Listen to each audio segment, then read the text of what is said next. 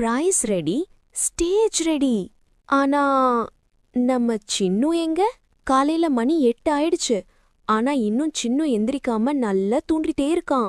Drawing competition நாள்னு தெரிஞ்சும் சின்னு மெதுவா கலர் பண்ணிக்கிட்டு இருந்தான். இன்னும் நேரம் இருக்குன்னு நினைச்சான்.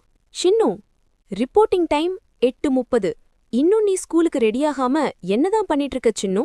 டைம் ஆச்சு, சீக்கிரம் ரெடியாகி வான்னு அம்மா சின்னுவ கூப்பிட்டாங்க. ஒரு நிமிஷம் அம்மா, வரேன்னு சின்னு சொன்னான். எவ்வளவு சொன்னாலும் கேட்காம ஏன் தான் இப்படி இருக்கான்னு தெரியல அப்படின்னு அம்மா ரொம்ப வருத்தப்பட்டாங்க. சின்னு பள்ளிக்கு போனப்போ கேட்ல இருந்த போர்டு சொன்னது, என்ட்ரி க்ளோஸ்ட். ஒரு நிமிஷ தாமதம், ஒரு பெரிய வாய்ப்பு போச்சு. டீச்சர் வந்து என்ட்ரி டைம் க்ளோஸ் ஆயிடுச்சு, இனி உனக்கு என்ட்ரி கிடையாது அப்படின்னு சின்னு கிட்ட சொல்லிட்டாங்க. ஹால்குள்ள எல்லா குழந்தைங்களும் ரொம்ப ஹாப்பியா டிராயிங் போட்டாங்க. சின்னு ரொம்ப சோகமா வெளியில நின்னுட்டு இருந்தான்.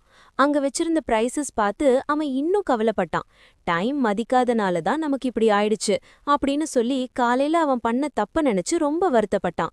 சின்னு பிராக்டிஸ் பண்ணின டிராயிங் ஃபைல் மட்டும் பயன்படாம போயிடுச்சு.